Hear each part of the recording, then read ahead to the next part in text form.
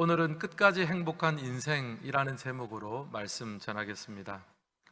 건강보험심사평가원에 따르면 20대 우울증으로 치료받은 환자의 숫자가 2016년에는 6만 4천여 명이었습니다. 근데 그 이후로 한 4년 정도밖에 지나지 않은 2020년에는 무려 14만여 명의 20대가 우울증으로 치료를 받았습니다. 짧은 기간에 2배 이상 증가를 했죠. 또 그리고 같은 기간에 30대 우울증 환자도 54%가 늘어났다고 합니다. 우리가 알기로 20대, 30대는 한창 에너지가 넘치고 가장 혈기가 왕성할 때인데 이렇게 우울증 환자가 급증하는 것은 매우 이상한 일입니다. 을지대병원 정성훈 교수가 그 원인을 다음과 같이 분석했습니다. 제가 한번 읽어드리겠습니다. 20대, 30대의 경우 취업 또는 직장 스트레스, 인간관계, 가정환경, 이성 문제, 미래에 대한 불안에 대해서 다른 연령층보다 더 심각한 문제로 받아들인다. 그리고 자신이 그 문제를 해결할 능력이 없다는 것을 깨닫고는 절망과 무기력에 빠지게 된다. 여러분, 이것이 무슨 말입니까?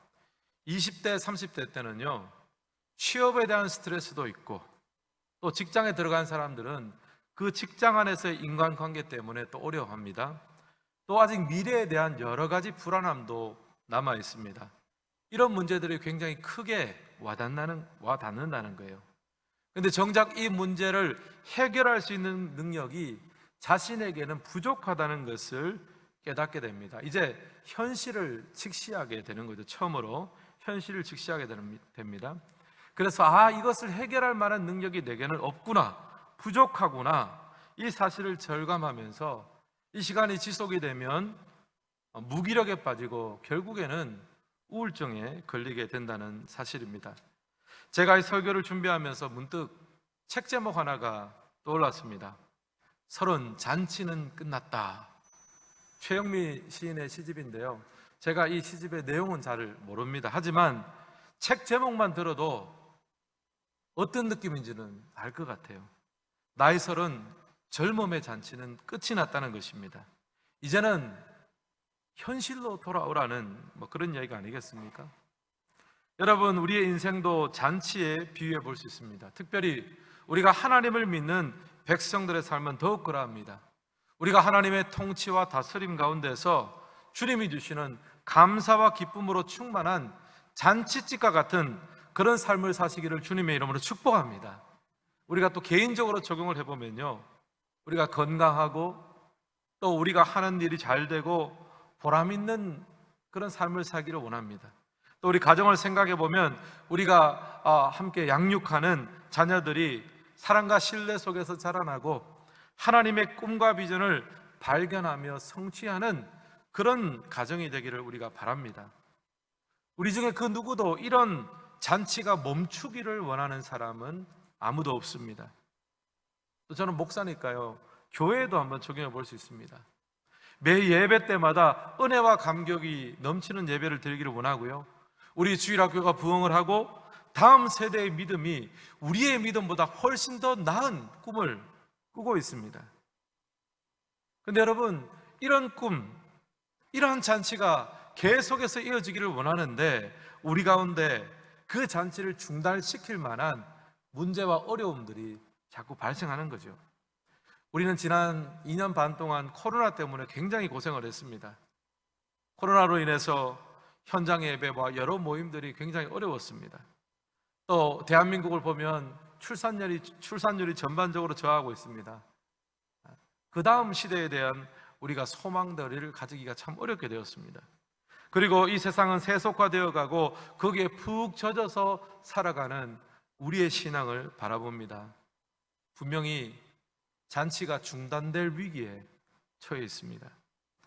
오늘 우리가 읽은 말씀 속에서도 한 잔치가 중단될 위기에 처한 것을 봅니다. 3절 말씀인데요, 제가 한번 읽겠습니다. 포도주가 떨어진지라 예수의 어머니가 예수에게 이르되 저들에게 포도주가 없다 하니.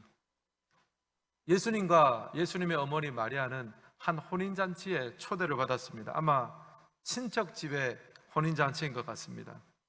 당시 팔레스틴 지역의 주된 음료수는 포도주였습니다. 특히 포도주는 잔치와 연회에서 기쁨을 주는 음료입니다. 만약 포도주가 떨어지면 잔치도 같이 끝나는 거예요. 그러면 혼주들은 아주 불명예스럽겠죠. 성대하게 손님들을 초대했는데 그 초대한 손님들을 제대로 대접하지 못하게 되는 겁니다. 이제 그런 불명예스러운 일이 이 잔치에도 벌어지게 된 겁니다. 그리고 그 위기를 예수님의 어머니 마리아가 알게 됐습니다. 포도주가 떨어졌구나. 사랑하는 성도 여러분, 우리네 인생도 마찬가지입니다. 우리 인생을 돌아보면 늘 위태위태합니다. 잠시 행복하고 기쁠 때도 있지만 수시로 위기가 찾아와서 그 잠시 잠깐의 짧은 행복과 기쁨 또한 언제든지 송두리째 날아갈 수 있다는 것을 우리는 잘 알고 있습니다. 예기치 못한 사업의 실패, 또 너무 사랑하면서 키웠지만 자녀가 속을 썩이기도 합니다. 여러분, 우리네 인생의 잔치는요 항상 위태롭습니다. 행복하게 살기를 원하지만 끝까지 행복할 수 있을지는 그 누구도 알 수 없고 보장해 줄 수 없습니다. 오늘 예배 가운데 나오신 우리 성도님들, 하나님으로 말미암아 우리 인생 자체가 행복하되 끝까지 행복할 수 있기를 주님의 이름으로 축원합니다. 저는 이런 관점에서 오늘 말씀을 보면서 끝까지 행복하기 위해서 붙들어야 될 것을 세 가지로 정리를 해보았습니다. 예전에 이 본문으로 설교를 한 적이 있는데 오늘은 행복이라는 관점에서 한번 말씀을 전해보고자 합니다. 첫 번째, 끝까지 행복하기 위해서 붙들어야 될 것은요, 내게는 포도주가 없다는 사실이에요. 1번 우리 함께 읽겠습니다. 내게는 포도주가 없습니다. 우리 3절 말씀도 다시 한번 읽겠습니다. 포도주가 떨어진지라 예수의 어머니가 예수에게 이르되 저들에게 포도주가 없다 하니. 아멘. 서론에서도 말씀드렸지만 당시의 잔치는 포도주가 떨어지면 끝납니다. 근데 마침 잔치에서 포도주가 똑 떨어져 버리니까, 또 갑자기 떨어지니까 어디에서 그 많은 사람들을 마시게 할 포도주를 구하겠습니까? 이제는 잔치가 비극적으로 끝날 일만 남았습니다. 아무런 대책이 없습니다. 여러분, 예수님께서 이스라엘에 오실 때에는요, 이제 그 당시에는 이스라엘 백성들이 구약을 바탕으로 한 유대교를 믿었습니다. 여러분, 유대교도 처음에는 하나님의 백성의 삶을 잔치집처럼 만들어주는 그런 은혜와 능력이 있었습니다. 각종 제사의 제도와 율법을 통해서 하나님과의 관계가 회복되어지고, 그리고 그 관계 속에서 기쁨을 누리게 했습니다. 유대교는 이스라엘 백성들에게 있어서 포도주의 역할을 충실하게 감당을 했습니다. 근데 어느 순간 그 포도주가 떨어진 거죠. 그 역할이 약해지고 사라지기 시작했습니다. 그렇게 되니까 신앙생활이라는 것이 자원함과 기쁨이 아니라 규칙과 규율을 지키는 것으로 바뀌기 시작했습니다. 또 신앙의 지도자들은 외식을 하면서 하나님을 자랑해야 되는데 자기 자신을 자랑하기 시작했습니다. 여러분, 이렇게 변질된 유대교는요 더 이상 잔치에 기쁨을 줄 수가 없는 거예요. 이스라엘 백성들의 그 영적인 잔치에 기쁨을 주는 포도주의 역할을 감당할 수 없었습니다. 그런데 이 사실을 발견하고 알아야 대처도 하고 하나님께 간구도 할 수 있습니다. 사랑하는 성도 여러분, 우리가 먼저 하나님 앞에 구해야 될 것이 무엇입니까? 우리의 삶 가운데 포도주가 떨어져 가고 있다는 사실, 그리고 포도주가 이미 떨어졌다는 사실을 먼저 바라보고 인정하는 것이 필요합니다. 우리의 문제가 무엇인지 정확히 알아야 고치고 성장할 수 있습니다. 아, 내 인생의 포도주가 떨어졌구나. 그동안 내 힘과 내 능력으로 내가 인생을 개척하며 살아간다고 생각했는데 이제 이 포도주가 떨어지고 보니, 인생의 감사와 기쁨이 떨어지고 보니 내가 이것을 감당할 수 있는 것이 아니구나. 이것을 먼저 하나님 앞에 인정해야 되는 거죠. 구약에 보면 이사야 선지자가 하나님 앞에 부름받을 때 이사야가 그때 하나님 앞에 이런 고백을 합니다. 이사야 6장 5절 말씀인데 우리 같이 한번 읽겠습니다. 화로 다 나여 망하게 되었도다. 나는 입술이 부정한 사람이요 나는 입술이 부정한 백성 중에 거주하면서 만군의 여호와이신 왕을 배웠음이로다. 여러분, 지금 이사야 선지자는 하나님 앞에서 이렇게 고백합니다. 화로 다 나여 망하게 되었도다. 나는 입술이 부정한 사람입니다. 지금 이미 이사야는 선지자로서 부름받아서 쓰임받고 있는 그런 상황이었습니다. 근데 하나님 앞에 처절하게 자기를 인식합니다. 내게는 포도주가 없습니다. 하나님 앞에 그 고백하고 나서야 사명을 부여받습니다. 우리 일반 기업도 마찬가지라 그래요. 많은 경영 컨설턴트들이 위기에 처한 기업을 공통적으로 처방해 주는 것이 있대요. 뭐냐 하면은 근본으로 돌아가라, 초심으로 돌아가라, 그 말은 안 돼요. 글로벌 기업 중에 아주 유명한 기업들이 있죠. 스타벅스라든지 듀퐁이라든지 또 후지필름, 이런 수많은 기업들이 똑같은 처방을 받았다고 합니다. 근본으로 돌아가라, 초심으로 돌아가라. 초심으로 돌아갈 때 해결책이 보인다는 거죠. 바닥으로 내려가지 않으면 절대 문제가 보이지 않습니다. 저도 목회를 하면서 이 부분은 절감을 합니다. 제가 목사로서 예배를 인도하고 또 설교를 준비해서 또 설교를 하고 또 각종 회의를 하고 신방을 하고 때로는 장례가 나면 장로도 진행합니다. 그리고 종종 외부에서 강의 요청했으면 또 강의도 합니다. 어제는 이 모든 것이 한날에 다 있었습니다. 그것을 다 마치고 나니까 몸이 너무너무 피곤한 거예요. 그리고 또 그 다음날 오늘이 가족 초청주의, 얼마나 또 중요한 날입니까? 이것저것 준비하면서 하나님께 질문했습니다. 하나님, 제게 과연 이 모든 것들을 기쁨으로 감당할 수 있는 포도주가 있습니까? 그런 능력이 저한테 있습니까? 하나님께 질문해 보았습니다. 제 답은 너무 간단합니다. 하나님, 제게는 포도주가 없어요. 제게는 포도주가 없으니 하나님 좀 도와주십시오. 하나님 좀 채워주십시오. 제 포도주가 말라갈 때 그냥 마른 상태로 두지 마시고 하나님의 한량없는 은혜의 포도주로 제 인생을 채워주시고 고갈되지 않게 하시고 공급하여 주옵소서. 이 기도를 할 때 하나님께서 채워주신 거 아니겠습니까? 여러분, 오늘 이 예배 자리에 초청받아 오신 분도 계실 텐데요, 여러분, 우리 인생의 잔치를 끝까지 유지시킬 힘이 우리에게는 없음을 먼저 하나님 앞에 고백하십시오. 바로 이 현실 인식에서부터 새로운 삶이 시작될 줄을 믿습니다. 내게는 포도주가 없습니다. 이 고백이 예수님의 어머니 마리아의 고백이며 이사야 선지자의 고백이며 우리 모두의 고백되기를 주님의 이름으로 축복합니다. 이 고백을 할 때 새로운 체험의 역사가 우리 삶 가운데 일어나게 될 줄을 믿습니다. 두 번째, 끝까지 행복하기 위해서 붙들어야 될 것은 오직 예수님에게만 포도주가 있다는 사실입니다. 2번 함께 읽겠습니다. 예수님에게만 포도주가 있습니다. 5절도 우리 함께 읽도록 하겠습니다. 그의 어머니가 하인들에게 이르되 너희에게 무슨 말씀을 하시든지 그대로 하라 하니라. 아멘. 예수님의 어머니 마리아는 이 혼인집에, 이 혼인잔치에 포도주가 떨어졌다는 사실을 알았습니다. 그리고 그 사실을 예수님께 먼저 알려주었습니다.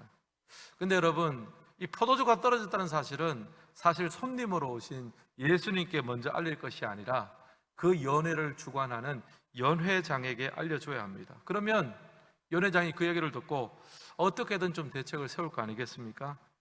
근데 마리아는 연회장에게 먼저 알리지 않고 예수님께 알렸습니다. 그리고 하인들에게도 신신당부를 했습니다. 예수님이 너희에게 무슨 말씀을 하든지 그대로 행하라. 예수님이 시키는 대로 하라고 신신당부를 했습니다.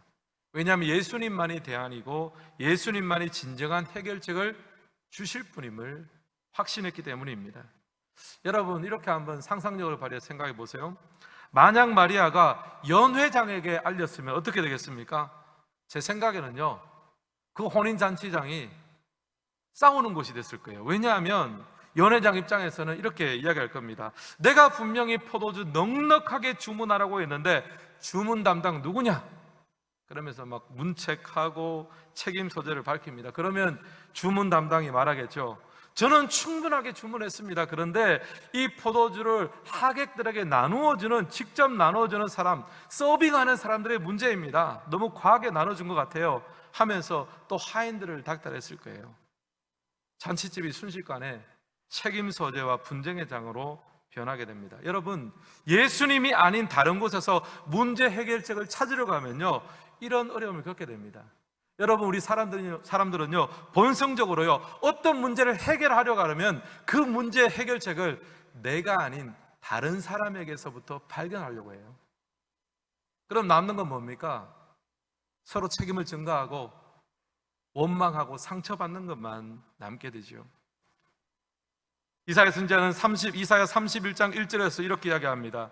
도움을 구하러 애굽으로 내려가는 자들은 화 있을진저 그들은 말을 의지하며 병거의 많음과 마병의 심히 강함을 의지하고 이스라엘의 거룩한 일을 앙모하지 아니하며 여호와를 구하지 아니하나니. 여기서 이사야 선지자는요, 이스라엘 백성들의 지도자들을 책망합니다. 왜 책망합니까?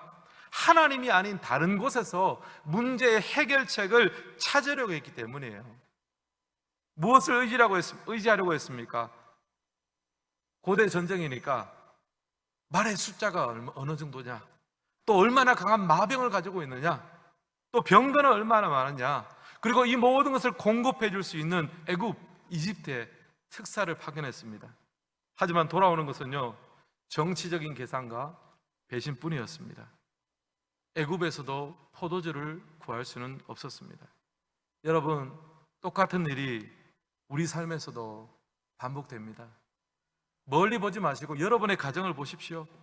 여러분, 우리가 배우자에게서 포도주를 찾으러 가면 우리는 금세 깨닫습니다. 아, 내 남편에게서 포도주가 없구나.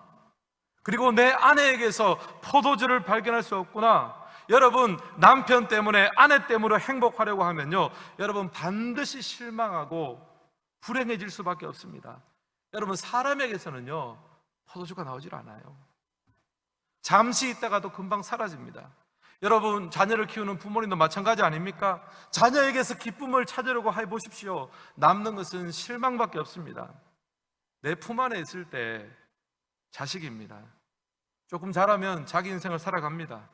만약 아이하고 굉장히 밀착해서 살아온 부모님이라면요, 아이가 나중에 자라서 결혼해서 독립해 버리면요, 마음에 공허함이 찾아옵니다.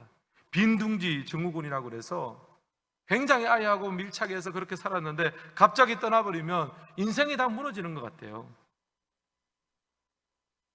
여러분, 자녀는요, 사랑을 쏟아야 될 대상이지만 내가 의지할 대상은 아닙니다.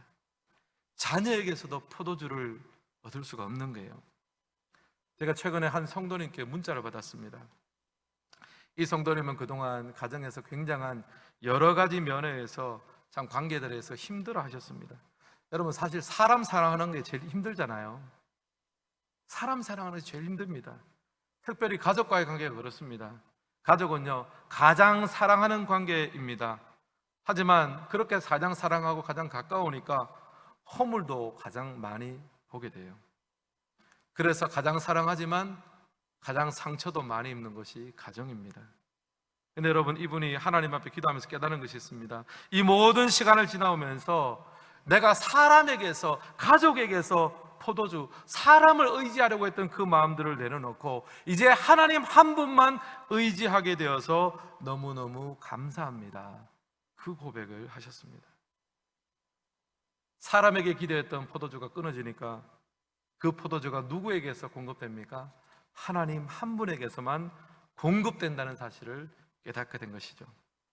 여러분, 예수님은 요한복음에서 이렇게 선포합니다. 나를 믿는 자는 성경의 이름과 같이 그 배에서 생수의 강이 흘러나오리라 하시니, 여러분, 여기 보면 예수님은요, 믿는 자에게 무엇을 주십니까? 그 배에서 생수의 강이 흘러나오리라, 성령을 주시겠다는 약속을 하셨습니다. 목마르고 기갈한 인생에 성령의 생수가 강처럼 흘러나오게 하시는 분이 누구십니까? 바로 예수님입니다. 기쁨과 행복의 포도주를 공급하는 분이 누구십니까? 바로 예수님입니다. 오늘 이 자리에 나오신 우리 모든 성도님들 가운데 예수님과의 만남이 있기를 주님의 이름으로 축복합니다. 그리고 오늘 혹시 이 자리에 계신 분 중에 내 인생의 포도주가 끊어진 것 같은 상황에 계신 분이 계십니까?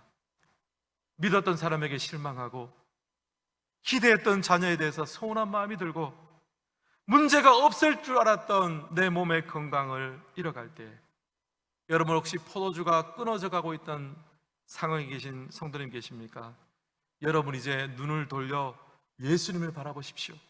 세상 사람들은 잔치가 끝났다라고 말할 수 있지만 예수 믿는 사람들의 잔치는 끝나지 않습니다. 예수 믿는 사람들의 그 인생 가운데는 생명의 생수의 강이 흘러나옵니다. 주님 안에 포도주는 마르지 않습니다. 예수 믿는 이의 잔치는 끝나지 않습니다. 그 은혜 누리시기를 주님의 이름으로 축복합니다.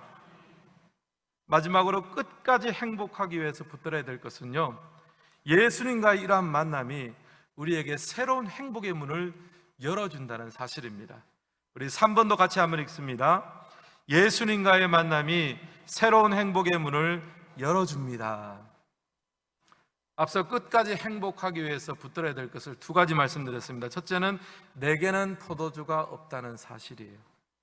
우리가 여기서부터 출발해야 됩니다. 내게는 해결책이 없습니다. 주님 저를 좀 도와주세요. 둘째는요, 오직 예수님에게만 포도주가 있습니다. 여러분, 다른 사람을 기대하고 소망해 보십시오.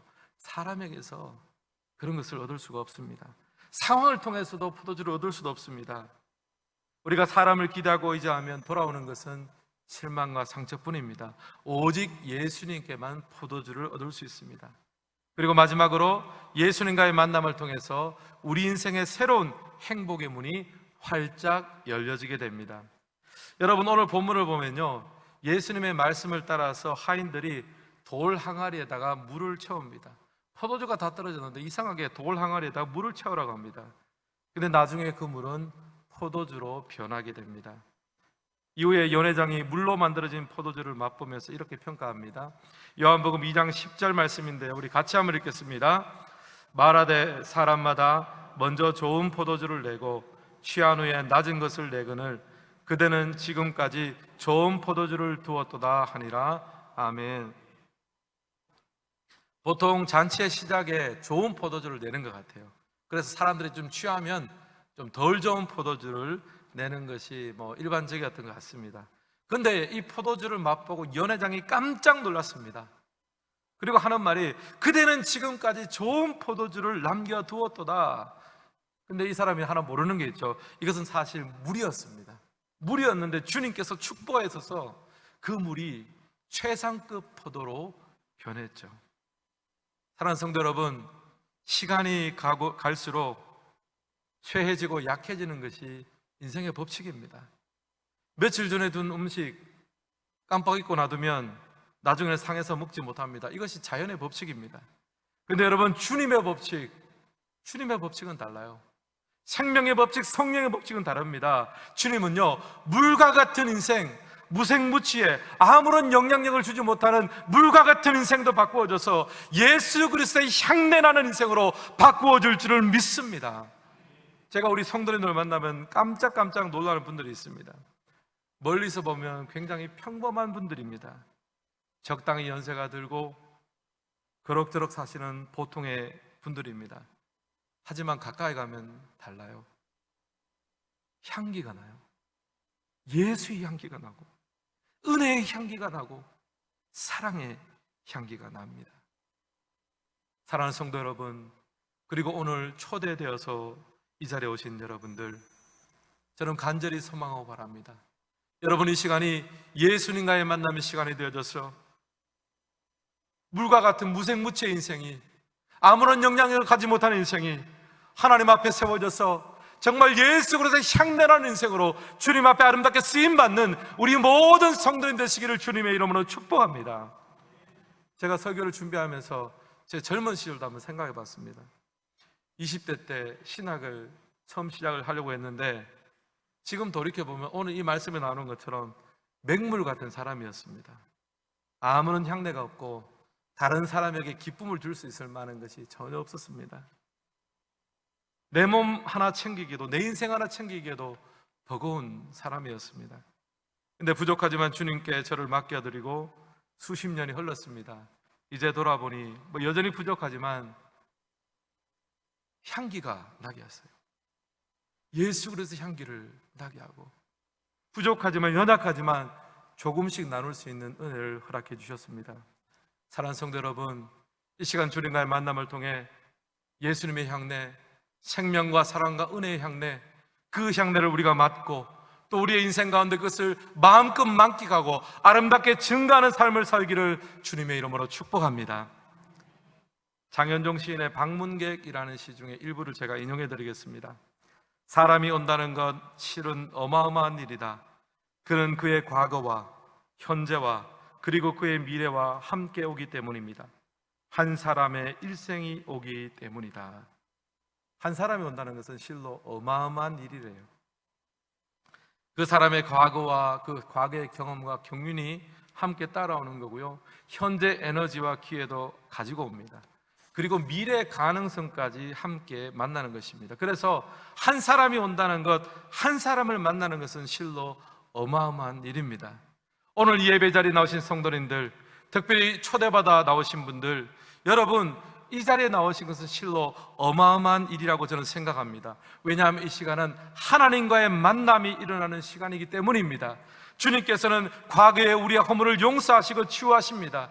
그리고 현재의 삶에 인생의 의미와 보람을 부여해 주십니다. 그리고 미래에 대한 기대감 또한 우리 가운데 허락해 주십니다. 이 하나님과의 아름다운 만남이 있기를 주님의 이름으로 축원합니다. 오늘 말씀을 마무리하겠습니다.